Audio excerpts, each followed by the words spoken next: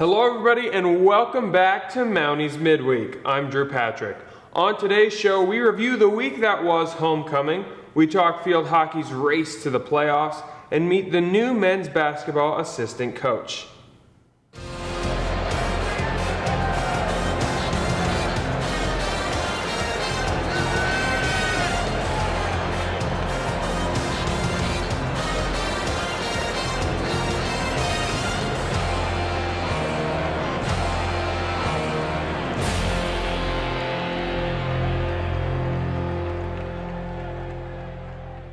The football team took on Franklin Pierce for their homecoming contest.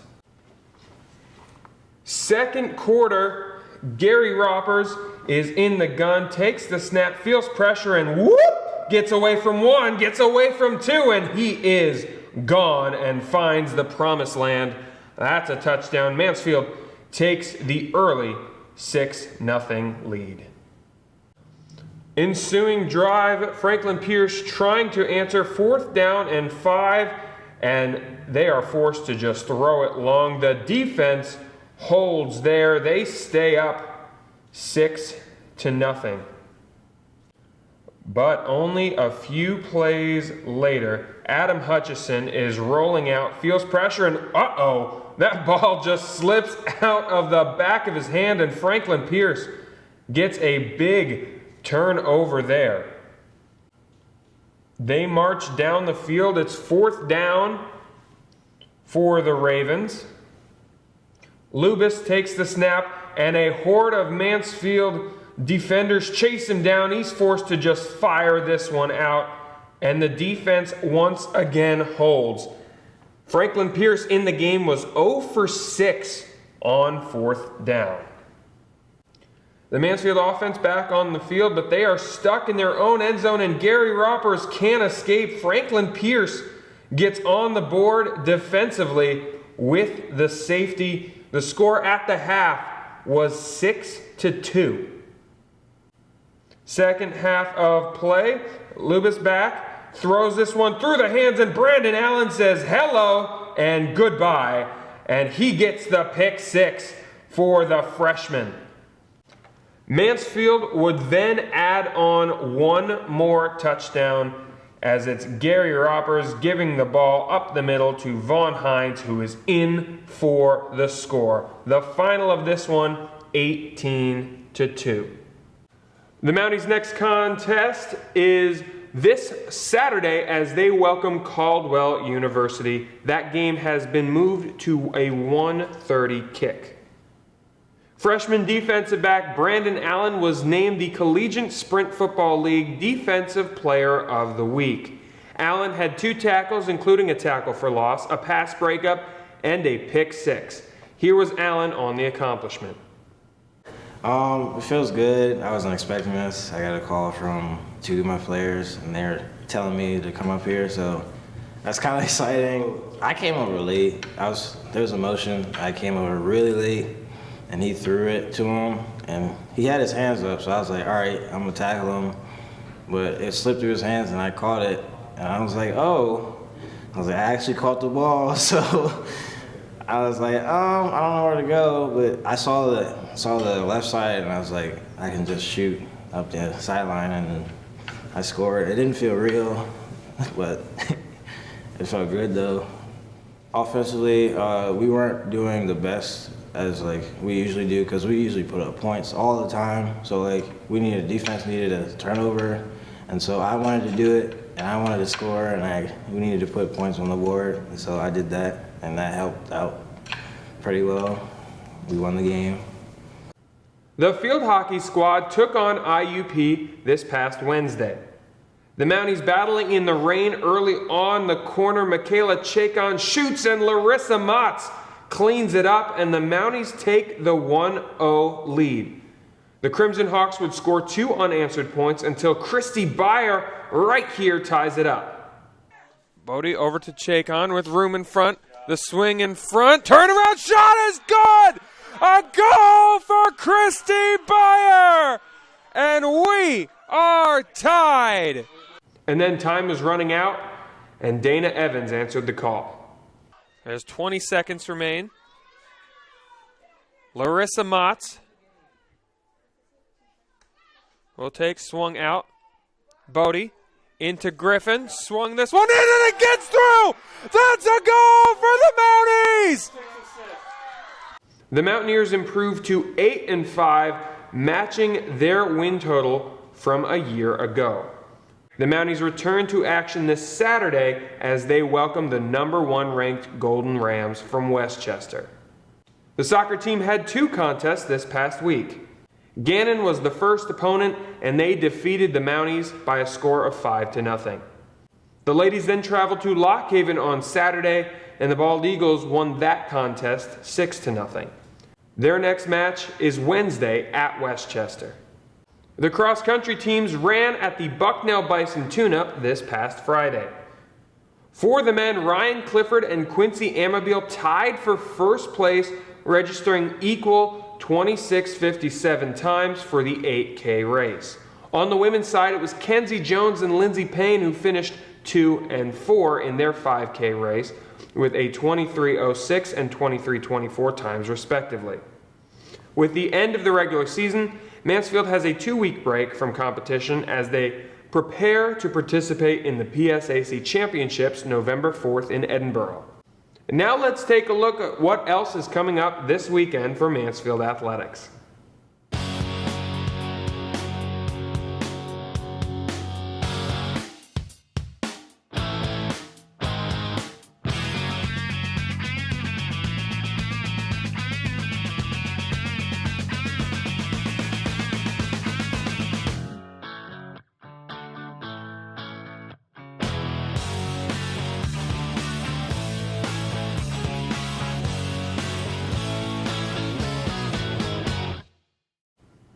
Do not go anywhere. Sports Talk is on the other side. From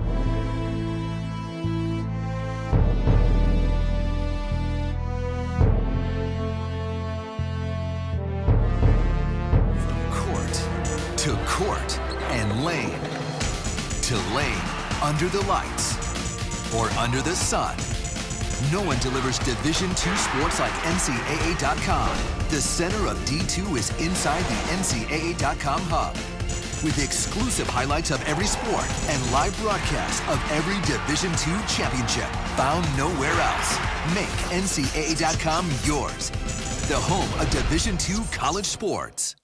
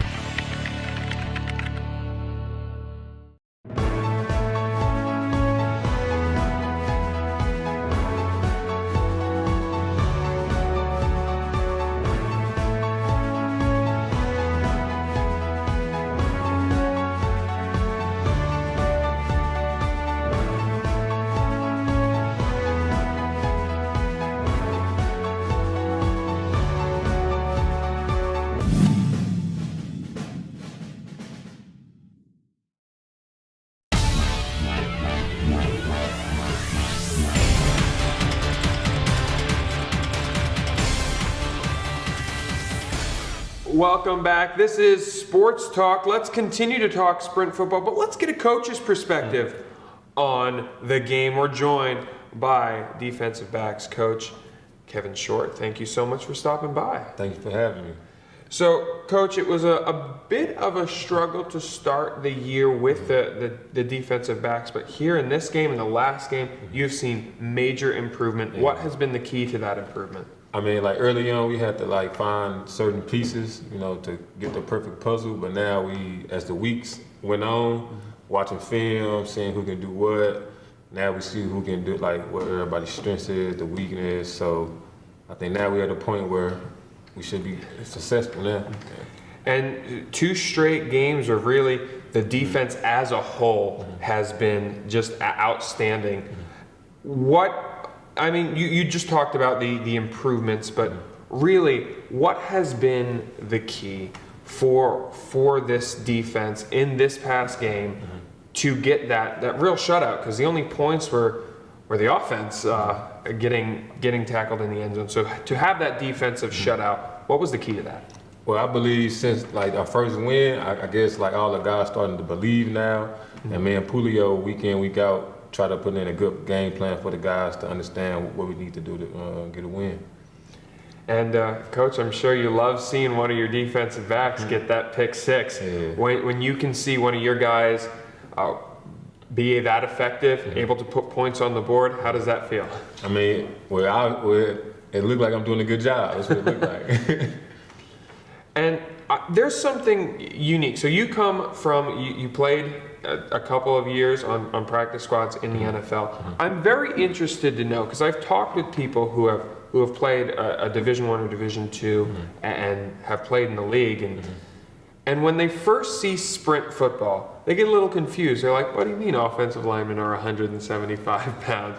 So when you first saw sprint football, what were your initial reactions? I mean, I was confused at the same time, but I mean, at the end of the day, football is football. Like, you can play or you can't play. Plain and simple, yeah. And how has your NFL experience helped you transition into a coach? Well, I believe everything I've been taught, it's easy for me to pass down to the younger kids. And like a younger kid, if you see your coach being pro, like they believe in you. Like I guess they understand like what you've been through. So anything I tell them, they believe, and that's what it's all about. Do you think having that pedigree, having those years in with NFL franchises has helped or has made this group of young defensive backs really pay more attention to you? Yeah, I agree. The kids, like they love it. I mean, they crack jokes every once in a while, but yeah, they love it though. All right, and with the defensive backs, it's a young group. How do you keep them in line? I mean, I talked with John Evans last week, and he said, "Well, at this point, you're not really a freshman still. You're now playing. How do you feel like with a young group, as young as the group as the defensive backs are, they've gone into this game and transitioning?" Well, like I always tell them, like you're a freshman, but you ain't got to play like a freshman. Like I believe we're gonna keep growing as a group, and since I have everybody for 4 years, like it's gonna get better and better. So we got a bright future back there. And another thing in practice is I've seen you're the conditioning man. You're making sure that those guys are ready to go. How important is that to even the way you guys want to play as defensive backs, but also this team as a whole? I mean, like you have to condition. Like like for defense, say it could be a 3-play drive, 6-play drive, 12-play drive. Like you gonna have to have condition like to play at your best, like every snap. Like same thing for offense. Like we gonna need them to have a 12-play drive. Or it don't matter. Like we got to be ready to run.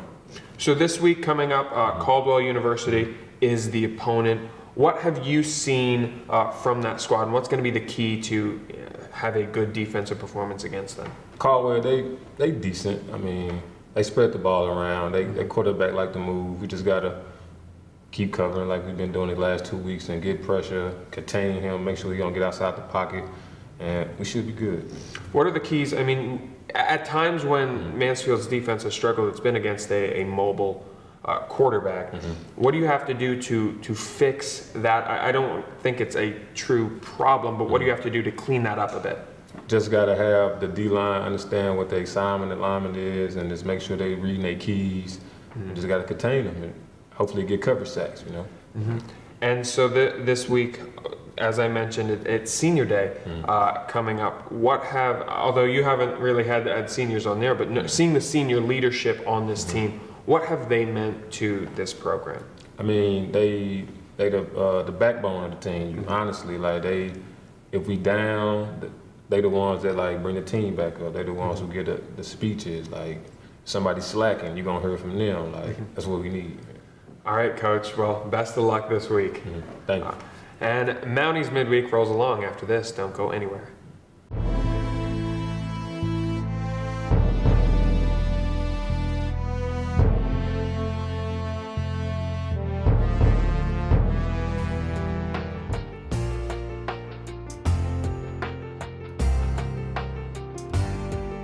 as I've gone through school, I've been trying to pay off my tuition as I go, and it wouldn't have been possible without the help of the Mansfield Foundation. I mean, the Mansfield Foundation already helped me a lot. As of right now, I don't have any school debt whatsoever, and I know the Mansfield Foundation has definitely helped with all the scholarships that I've received over the years for that. The Mansfield Foundation has helped me out several times throughout my college career. They have helped keep my finances intact. If you have any sort of instincts, you can get a feel of good people and bad people. Like, the people at the foundation are as straightforward as they come.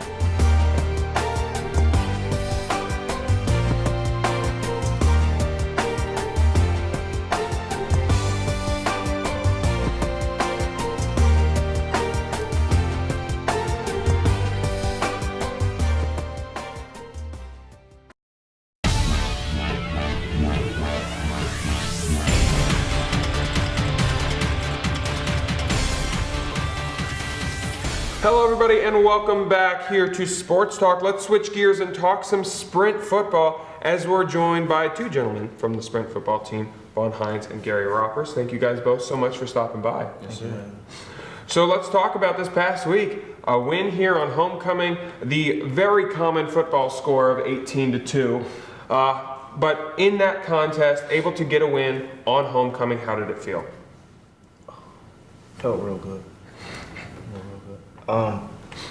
This is technically our second home win, so it's not really a new feeling, but at the same time, it's our first one that goes down on paper. So it was good for all of us, and I think it'll carry us through the rest of the season. Like, we needed a momentum boost, and I think this is a real good one for us to have. It was a really good win for the team, but it was a really good win for the university in general.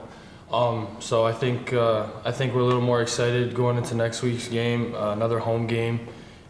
Thinking that maybe we'll have a little more support. Maybe we'll have a lot more people out there. They see what we can do now, so we'll see what happens. So how different is the atmosphere for a homecoming game and an event and a spectacle like this? How different, do you get a different feel from the crowd at all? Well, in my high school, I played in front of crowds before, so it isn't really new, but at the same time, I didn't get as much playing time, so I still had to get used to the noise and trying to ignore the noise. So you can tell the difference between homecoming games or Luma versus the rest of the season, but at the same time, since we have so much to focus on, you don't really notice it for most of the game. I didn't really go to a big high school, so I'm used to smaller crowds. But in the big crowds, at Mansfield, it doesn't affect me at all. It's just it's a little more exciting for me to play, and the atmosphere is just better. So yeah, it's just a better time to play a game. And of course, that morning was also the Butts Go breakfast, and you guys got to hear from some great Mansfield football alum, and you guys heard the story again of Kevin Valentine. How did that motivate you, or did that motivate you going into this game? It kind of made me want to play for the people that aren't playing anymore, or people that are going too soon. So I know for me, it struck me personally because I do have a friend that, which is what my tattoo is for actually. I have a friend that passed away my freshman year of high school. So it made me think of him a little more too. So I was extra motivated before the game, and talking to some alumni and hearing how Mansfield is still the same in some ways and how they feel about the football team and how important it is to them, it made me want to get them a win. Yeah, to piggyback off what he said, it's a huge deal for me to be able to play, with these guys on my team, but also we're playing for, all the guys who've worn the Mansfield across their chest in the past. So it's always a big goal for me to go out there and just, do what I'm supposed to do, make Mansfield, help Mansfield look good, get us a win. It helps everybody. It helps people who played before. It helps the people that are going to play, in the future. And it's just a lot better for the whole university, honestly. So the next man up mentality, there was a lot of injuries on your team piling up. Vaughn, I think you fit into really the next man up mentality. Going in knowing you were going to start this game and you were going to play heavy minutes in this game, how do you prepare, or how do you mentally prepare for that role to be that next man up? Honestly, conditioning was a big thing because I was splitting reps at receiver, so I wasn't as winded in the game. So I really had to make sure my lungs were ready for it. But I also had to get used to playing running back again because, like, you get beat up a lot more. So, but other than that, David Butler and Jaden Walker made sure I knew what I was doing. They made sure my vision was right. So it wasn't really that hard, honestly. And our offensive line, we got 5 great guys that know what they're doing. They want to protect me. It's great going up to the line and everybody tells you they got you back. So it's like, it's hard to feel protected on a football field, but they really make sure you feel that way. So honestly, they carried me. They made sure I was cool. The running backs made sure I knew what I was doing. The coach, we were all on the same page. So I basically just had to fill in the gaps. That's about it. And Gary, this 2-quarterback system going back and forth, how do you keep mentally prepared for when you're going to be thrown back in, even if you have a bit of a longer break than normal? Well, I don't like breaks. You know what I'm saying? I want to play, and you know, as should everybody. So as a competitor, you know, I'm always ready. You know, I can get the call, and in a half a second I'll be on the field. I think there was a time last week at Post where it was close to the end of the game, and Hutch was in, and he got tackled, and his helmet came off, and I was sitting right there on the sidelines, and people were yelling my name to get out there, but I was already out there. So it's just, I'm always prepared to go out, always ready, always excited to go out there and play. And for Hutch, I mean, it's different splitting reps. It's different. It's being in a 2-quarterback system, but it's also a little easier. You know, if you're not having the best day, you can kind of put your weight on his shoulders a little bit more, and you know he'll get us there. He's a senior. He's been here for 4 years. He's experienced. He knows what he's doing. He's an athlete. So I don't, you know, it's not that bad with the 2-quarterback system. Everybody asks me how bad is it, but no, it's not bad at all. I don't mind it. So. And both of you guys found the end zone in that contest. Gary, I think I counted about 4 tackles you broke on your run. Talk me through your touchdown run there at the beginning of the game. Well, I mean, I'm not a very big kid. I get hit and I'm going to feel it. So, you know, naturally, if I get the ball and I'm running, I'm not going to try and get hit by these guys. You know, I'm not the kind of guy who's got a truck stick on. So, you know, getting away from them, it's a special gift I have. Thank God I have it. You know, I just find ways just to get away from them, like I said, you know, get around them, get by them, and you know, luckily I found the end zone. And Vaughn, working hard on the day, finally poked it in there for that touchdown. What did you see on all the drives, really, and then especially that touchdown play? I gotta give all the credit to the offensive line, honestly, especially on the touchdown.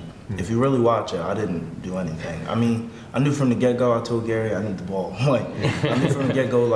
I knew they were gonna get a push. I knew we were gonna get in the end zone. So at that point, you just gotta trust your guys. I didn't have to make any reads. I just put my head down. I'm small as well, so I knew if they don't see me, there's no way they can stop me. So they got a push. I just masked myself behind my guys, and the rest is history. In a game that got a little chippy towards the end of it, how do you guys stay mentally focused and knowing that you have to do your job here? You can't get caught up in this other stuff going on.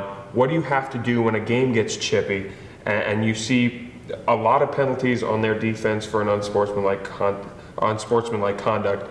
What do you have to do to settle yourselves down and just go out and play? I make it it's a big deal for me. You know, I focus on paying attention to my own team. You know, if the other team wants to say something, if the other team wants to, you know, do something extra, you know, go ahead. I mean, if you're gonna get caught, you're gonna get caught. But there's no point in us, you know, firing back and then us getting caught. So I just make it a big point to just focus on our own team. You know, focus on each other rather than focus on what they're doing. And honestly, we're better off in the end for it. Yeah, I think focusing on your assignment as well. If you're thinking about the play, you're thinking about what you have to do in the next play, then it's hard to get involved into it. And at the same time, it's if you really look at the yardage that you get from the other team getting penalized, it makes you not want to retaliate because you're driving down the field without doing anything, basically. So at that point, it's give me the yards, You can push me, you punch me, I don't care. And so this week, we are home once again, senior day coming up, but it's Caldwell comes into town. What have you seen from Caldwell, or what do you expect in this game? You know, we expect the same thing we've seen the last couple weeks. You know, they got a lot of young kids on their team, as do we, so it's nothing new. We expect almost every game to get chippy, really, in this league. So you know, we're expecting the same thing that we've been expecting for the last few weeks out of Caldwell. You know, but we're focusing more on ourselves, so we're expecting a lot out of ourselves too. Yeah, we're expecting a physical team, and like I said, like he said, they're younger as well. So we're expecting guys like us. You don't have to worry about the veterans that know the game. They're used to the pace of the game. So when you play another freshman team like that, it's better because you're all on the same level. Mm-hmm. So you basically just focus on yourself. It's us against us. And because, of course, this coming up is senior day, and you guys have a lot of seniors on the offensive line, and of course Adam there to help you as well. What have they meant to you guys and this program? I mean, they're a huge deal. They're our leaders. They've been here for forever. You know, it feels like for them. You know, it's because of them that we've been progressing this year. I mean, we have the athletes, we have the freshman class, we have sophomores. You know, we have lower classmen who will be able to lead this team someday. But we don't get to that point without the upperclassmen and their experience sharing everything they have with us. So, they're a huge deal, and we're gonna miss them a lot. I think our seniors give us great leadership. They make sure that we're okay. Like I said, the offensive line is, like I said, it's hard to feel protected. They make sure their young guys are okay, and especially Hutch, he, especially being in the backfield, being new, he made sure I knew what I was doing. He made sure I was in the right spots. So it would be hard to say goodbye to the guys, but at the same time, we have to focus on next season. But it's hard not to have that type of big brother mentality, and they really helped us get used to the college lifestyle and getting used to practice and the pace of the game and all that we transitioned to it so easily because of that. So. All right, guys. Well, thank you so much for stopping by here. Thanks. Thank you for having me. Best of luck this week. Thank you. And Sports Talk rolls on after this. Don't go anywhere.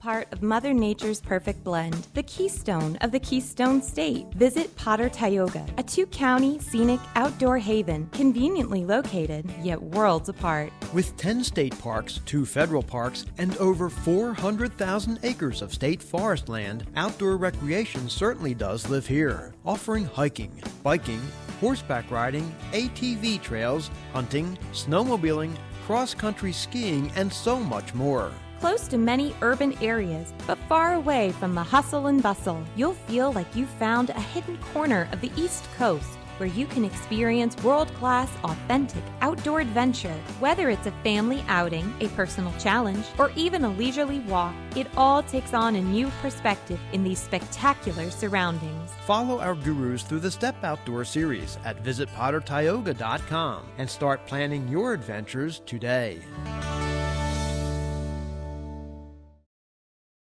It's a small community, close-knit, it's beautiful. Now, as we join UPMC, it just opens a whole new world.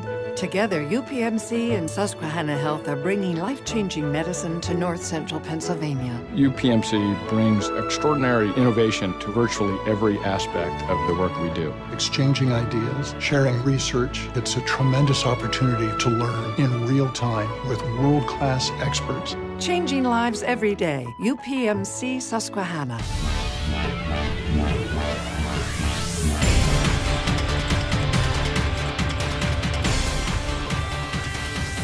Welcome back here to Sports Talk. Let's talk some field hockey now as we are joined by Maddie Wilinsky and Dana Evans. Thank you so much for stopping by. Thanks for having us. So last week was an exciting week. Only one game on the Wednesday, but that definitely felt like a couple games. IUP came into town, a tough battle, able to have a late game comeback, and Dana able to hit the game winner in that one. So what did you see from IUP and what worked to start that comeback? They're always a tough team, super intense, aggressive, always going to the ball. So we just had to overcome that and basically fight harder than they did. So, Dana, we had talked actually on air for the soccer game, but what did you see, reiterate what you saw at the end to get that goal that ultimately won the game? It was intense. We had about like 25 seconds left, I'd say, and usually at the end when there's a corner with no time left, we push up all of our defense, so we have everyone around the circle to make sure the ball doesn't come out because then the play would be over. And I think Madison did like the best job there. She really kept us controlled. She made all of us huddle and it killed the clock, so then we were down to like maybe 15 seconds before we even started the corner, and it was really crucial that we executed there because, I mean, no one wants to go into overtime. It's even more stressful than just that intense part, but I don't know, that really helped us, I think, that she killed the clock for us. So what was going through your mind to know that, hey, we have this, we can kill the clock to try and force a end of game shot? How important strategically is that? It's actually really important, and we actually worked on that this past week for like coming up to this game. So I just remembered that, like, oh my God, we only have this amount of time left, so let's not waste it. But by doing that, we have to waste the time. So then I just told everyone to huddle because I knew we would kill some time that way, and it actually ended up working in our favor. The delicate balance of how much time to waste. Yeah. So, Dana, you've had a very successful year there at the top. They've moved you all around. What do you think has been the key this year for your success? I think just really implementing the stuff that like my coach has been talking to us about. I mean, my freshman year I was a defender basically, so it was a weird transition last year and this year becoming a forward, but one of our earlier practices, we literally just worked on positioning in the circle, and after that I think all of our forwards, especially like Larissa and Christy, we got more successful. We were getting the ball in the cage, which is something we definitely have struggled with. We've always had a strong defensive line, but really implementing what our coach has been working with us has helped for all of us. And Maddie leading that strong defensive line. How important is it to help Brittany? I mean, you have an All-American goalie back there. That's great to have, but helping her maybe not see as many shots. Yeah, it's been really important. I mean, the first game we had, she didn't have any shots on her when we were in Connecticut, and that was just a big milestone for us because we've always been like not meshing or meshing really well, and that game we just completely killed the game, and she didn't have any shots, and it helped her just not feel worried about coming into the season because we do have 2 new defenders on the side, and it was rocky at first, but now we're all meshing and everything's coming together. So I think a lot of people understand offensively how you have to have the chemistry with your teammates, but I think it's an underrated thing, the chemistry on the defense, especially that back line. How do you keep on the same page with everyone there? Honestly, we talk the whole game. Even if it doesn't seem like it'll be a big deal, it doesn't seem important to say, we'll say it anyway. Like, I'll let them know they have people behind them, they have people they need to mark, they let me know if I have people behind me, and Britt helps talk a ton, so like, we're never confused back there, really. And so coming up this weekend, another night game here under the lights at Carl Van Norman Field. What does that atmosphere do to you guys? Does that help you, or do you kind of get antsy waiting all day, waiting for the game, or do you love working in the lights? I mean, I personally love night games. I mean, I don't get antsy all day. It's really once we step out on the field, everything's just like, okay, it's time to work. So, I mean, yeah, it is always like nerve-wracking, like, oh my gosh, intense games. Like, and our next couple games, none of them are going to be easy. We're going to have to work really hard for them, but we're having a tailgate before, which I think is going to be really nice. It's going to prepare us. We're all going to be super focused. So I love night games personally. Yeah, they're just a lot of fun because we always play regular time, regular day, and the night game just brings it all together. And that opponent is no slouch. Yeah. I believe right now they have a 1 next to their name. So what do you have to do, looking at it back to the strategy, knowing that this is right now the top team in the country? How do you have to change, or do you change your strategy at all? I don't think changing the strategy would do anything good for us. I think if we keep how we've been playing and implement that stuff into practice and actually practice how we are going to play, I think that'll help us in the game.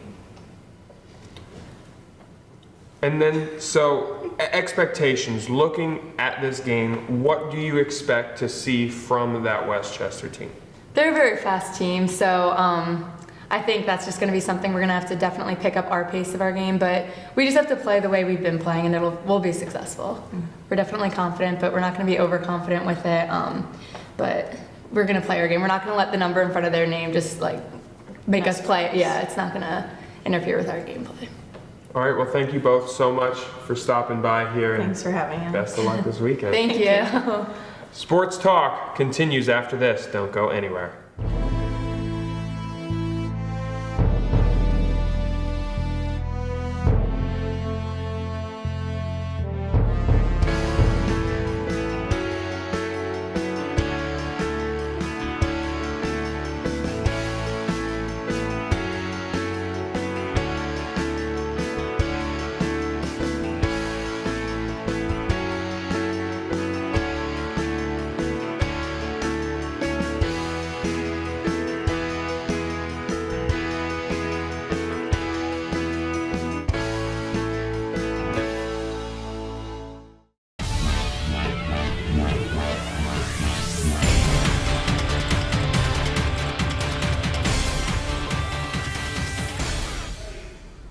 Welcome back here with more Sports Talk. Let's talk with a new face here on campus and a new face with the men's basketball program, the assistant coach, Seth Turner. Thank you so much for stopping by. Thank you for having me. Thank you for having me. So let's start. You come here to Mansfield from a Division I level. What has that transition been like for you? It's been good. It's been different. Also, it's the weather. It's been a little bit different, as you can tell, the beach and the cold. But the program's different. A lot of things, I guess. But I'm trying to implement a lot of stuff that I know at Division I. I mean, a lot of stuff. Coach John knows a lot of stuff as well. So trying to bring in some of the things that I know Division I into this program to just build the program to get it where we want it to be, I think, is the biggest and most important thing that I could bring to the table. So what are the differences when you're coaching at the two different divisions? I mean, obviously, talent's a little bit different. I mean, we have some good talented kids, obviously, with our team. Talent's a little bit different. The hunger's a little bit different. I mean, you always see, I guess, Duke Division I, you try to beat the top dogs, you know. But, I mean, we're still trying to make it to the NCAA tournament. That's a goal every basketball team should make. So I think talent, hunger, speed, athleticism, but like again, it takes work. I mean, you can accomplish a lot of things with hard work, and I think the harder we work, the better we'll be. So you're coming in here at a unique time too, because there was a head coaching change as well that you're coming in and brand new. So how has that dynamic been? Just both of you really new to this role here. Of course, Coach Genesee has been with the team, but new to the head coach role. How has that transition been and that change? It's been a lot better than I thought. As you can imagine, I mean, I didn't know who Coach John was. You know, when I got the job, I guess. I had heard about him, but when I applied for it throughout the whole process, Coach Zipfel was here. I met with him, and then I actually did not know I got the job until after Coach John had gotten the job. So when he got the job, I came up here. I tried to meet with him when I found out I was going to get the job, and it's gone a lot better than imagined. We clicked very well. We coincide. We brainstorm off each other. I mean, it's been a pretty good dynamic so far. I mean, players love us from what I've seen. They respect everything that we do. So I think even though we're new to both of these roles, I think that's a good thing. It's a fresh start. I think this program could use and to just build from here. So first couple of days of practice these past weeks, how has the team looked, and how has the team really gone into your leadership and Coach John's leadership as well? It's been, like I keep saying, it's been very good. I'm pleased where we're at. I mean, we're 8 days, practice 8 today. We say day ocho, that's what we say it. But we're a lot farther in than I thought we would be. We've got a lot of plays in. We're running it very well, a lot better than I thought. And they're taking coaching they're very coachable, very coachable. I mean, I'm fairly young, so you got to think a couple of the players are near my age, but they're very coachable and they respect me. I respect Coach John, and they're buying into the program, what we want to go from here. Do you think that adds something when you are closer to their age? No, nothing towards John there, but like you're closer to the player's age. Is that a different dynamic that they feel like they can go to you for things that, I mean, you're not too many years removed from college that they can go to you for? Yeah, I think that it helps in a sense. It could also not help. So it depends on what kind of players you have. Some players may not like that they have a young coach, but I think these players have really bought in. They respect me. I'm fresh off playing too. I'm still fairly young, so they know what I can bring to the table, and they know that I know a lot about the game in a sense. So I'm here to help them. But they also come to me in certain things, what I would do, certain things that I would kind of go through the offense. But I think it helps. It definitely helps in my opinion because I'm young. I can do everything they're going to do. I have done everything they're going to do, which builds on the respect level. They know that I've been there. So I've had a chance to come to some of your practice, and I see you leading the team, and they're opening drills to make those shots, and if not, they're running to add that conditioning factor, especially this early in the season. How important is it to make sure that, hey, we got to make sure we make shots, but also here's a way to keep us conditioned as well. Exactly. It's something that I've been taught, I guess, throughout my years, but I was a shooter. I'm big on, you have to make shots to win games. You also have to play defense, but we're not very tall. We're not the biggest or most lengthy. So, I mean, we're going to have to be in shape. And that's one thing you got to buy in. We have a goal. Me and Coach John get together. We set a goal for most of our drills. And like the shooting drill, we got to buy in. We got to be active. And if they don't make the goal, I mean, they know the consequences. They don't complain. They know that they've got to make shots. And if they don't, they have to run. And so you've had a couple days of practice. It might be a little early to really see this, but who has stood out either as the leaders of this team that you know, or players that you think they're going to surprise some people? We've got a couple good pieces. I think Moff, coming in from last year, you got to think, I didn't know any of these kids. I did not know any of them. Moff stood out to me. His mind, his head, he's bought in. He's bought in 100%. Boz came in this year, Ryan Bernstein. He's a transfer in here. He knows the game. He knows the game very well. He's our point guard. He's our leader. There are two team captains. But Boz, coming from Kent State, he's been through it all. He knows the game, which I think is going to help us a lot. And a couple different pieces, I think Xavier has stood out a little bit. He's very coachable, and the more that some of these guys kind of feed off of each other, they'll grow. We've got a lot of kids like Sweeney. He's been here before. He knows it, but I'm surprised that they've bought in so well, so early to the offense. I could keep naming kids. But I mean, Riley's bought in as well. We've got a lot of kids. Cook, sharpshooter, he loves the offense. We've got a lot of kids. But our two captains, Moff and Boz, I think are really buying into the offense and kind of leading the team, hopefully by example, and we'll grow. You also come from a scouting perspective for this, so it might be a little early for this question, but have you gotten a chance, because this is your first year, to see, this is a tough conference, the PSAC, what else there is and what you should expect to get those wins in this conference? Yeah, I mean, I've done a little bit, not as much as I would have liked to have done, but that will come. Obviously, as the season comes along, I'll be scouting them. I've looked.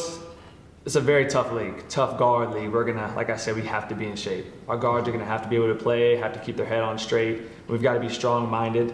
One thing that I preach is family. We've got to buy into what coaches are trying to say and what the players are teaching.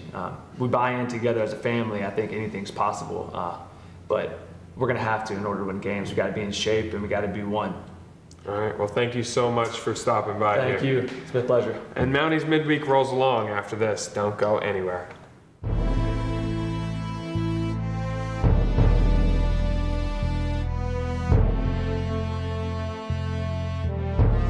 It's all part of Mother Nature's perfect blend, the keystone of the Keystone State. Visit Potter Tioga, a 2-county scenic outdoor haven conveniently located, yet worlds apart. A place where you can kick back, unwind, and forget about the pressures of life. Disconnect and reconnect with your friends, family, or even yourself while surrounded by nature's beauty. So start planning your adventures today at visitpottertioga.com.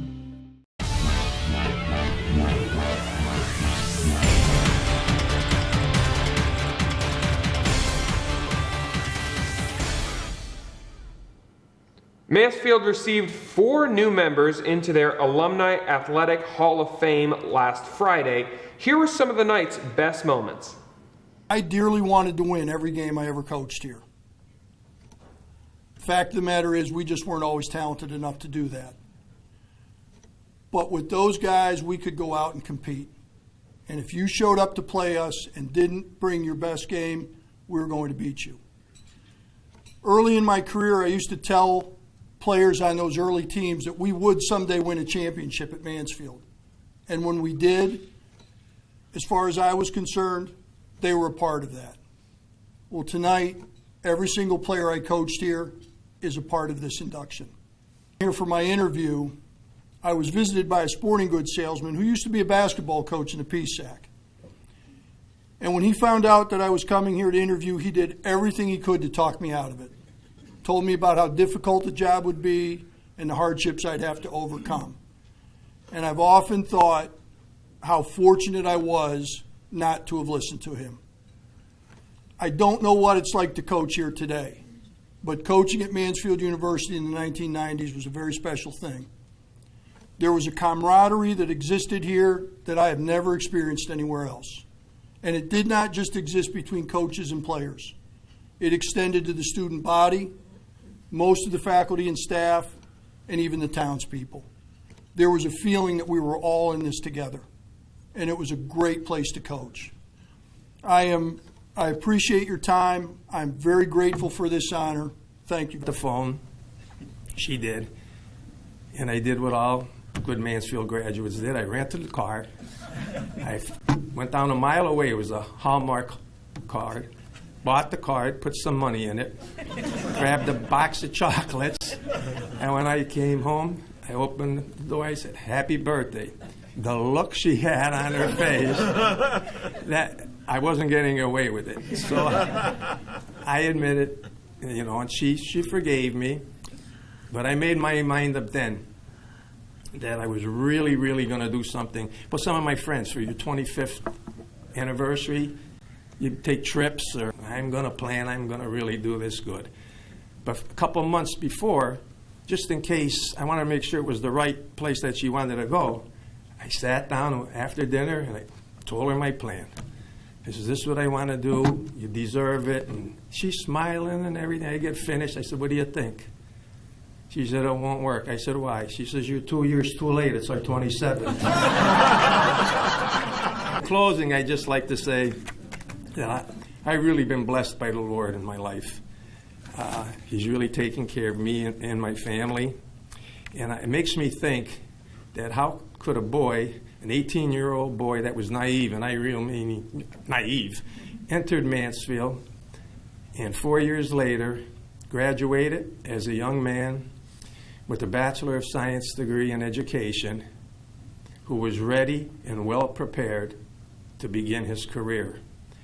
And because of the good education I got at Mansfield, and because of the reputation of our basketball team, thanks to Coach Clark, I had 5 solid offers to teach and coach as soon as I graduated.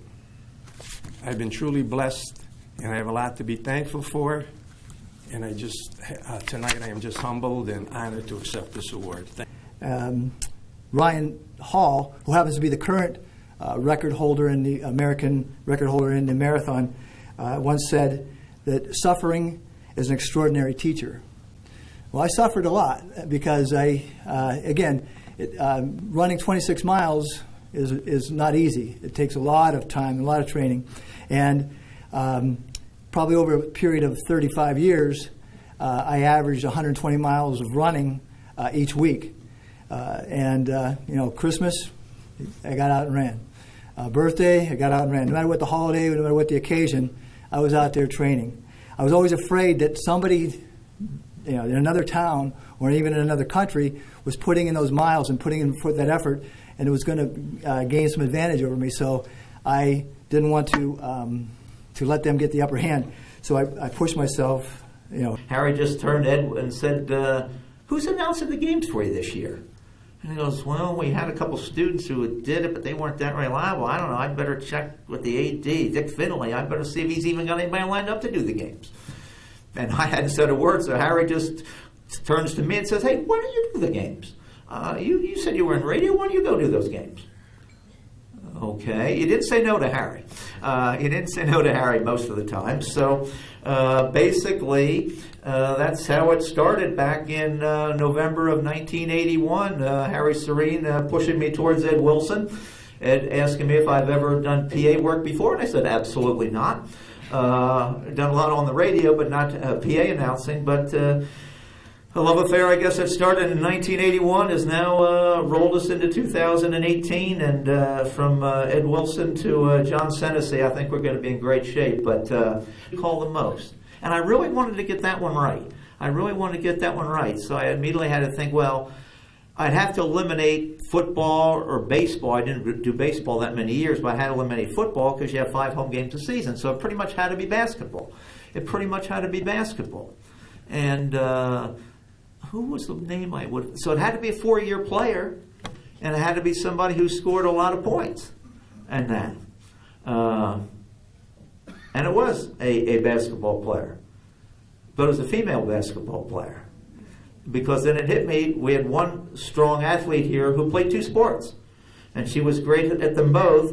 And now I still get to call her name at least once a year because she's the head women's coach at Bloomsburg University. But I can honestly say that the name of Allison Tagliaferri probably came out of my mouth more times than any other athlete here at the university.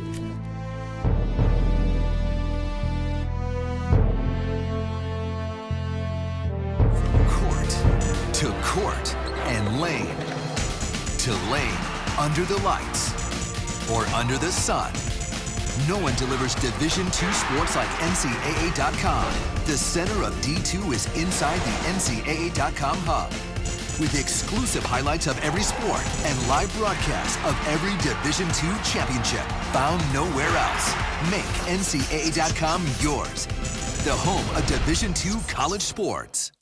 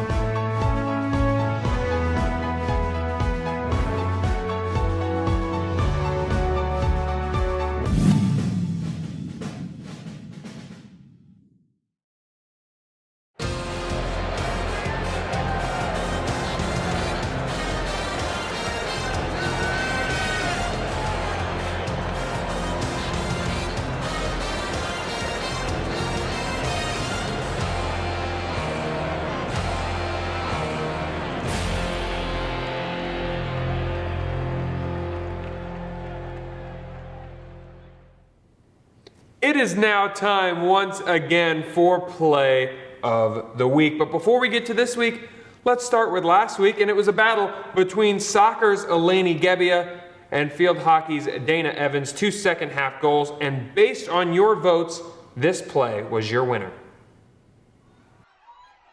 Gets by and down, turnaround shot and goal! This week, we have 2 more great plays and a second appearance by Dana Evans. It was IUP who came into town to take on Mansfield in a crucial field hockey matchup, and it was the end of the game. Clock was ticking down, and Dana Evans. There's 20 seconds remain. Larissa Motz will take swung out. Bodie into Griffin, swung this one in and it gets through!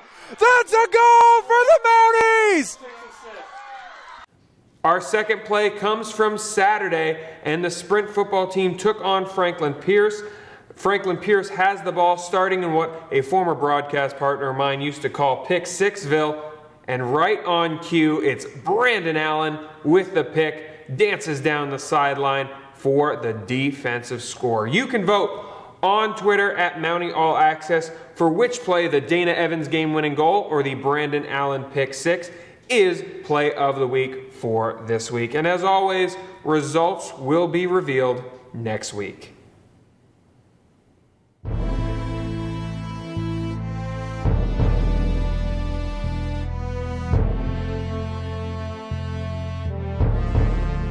Pennsylvania State Athletic Conference. Oh, what a play! 18 universities. How competitive is this? 23 championships. It's over. We have new PSAC champs. 7,100 student athletes. Make the PSAC yours. My PSAC is passion. My PSAC is pride. PSAC is Pennsylvania. Passion, pride, Pennsylvania. The Pennsylvania State Athletic Conference.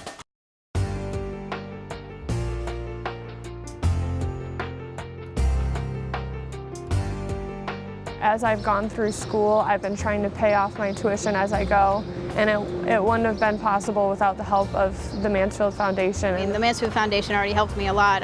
As of right now, I don't have any school debt whatsoever, and I know the Mansfield Foundation has definitely helped with all the scholarships that I've received over the years for that. The Mansfield Foundation has helped me out several times throughout my college career.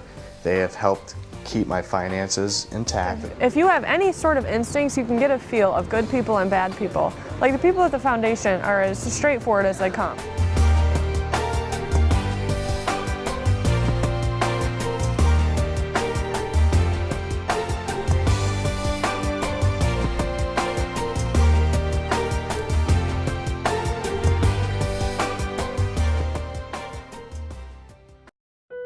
Small community, close-knit, it's beautiful. Now, as we join UPMC, it just opens a whole new world. Together, UPMC and Susquehanna Health are bringing life-changing medicine to North Central Pennsylvania. UPMC brings extraordinary innovation to virtually every aspect of the work we do. Exchanging ideas, sharing research, it's a tremendous opportunity to learn in real time with world-class experts. Changing lives every day. UPMC Susquehanna. I knew that there was an opportunity to have my college paid for if I was good enough to play baseball at that level. That was going to make a big difference in my family. D2 baseball gave me an opportunity to play at a high level and to get an education that's going to be valuable for me throughout the rest of my life. I chose to take my experience of being a student athlete and pursue that within my career and to get a master's degree. If I wouldn't have had a baseball scholarship, there'd be no chance that I'm doing what I'm doing today.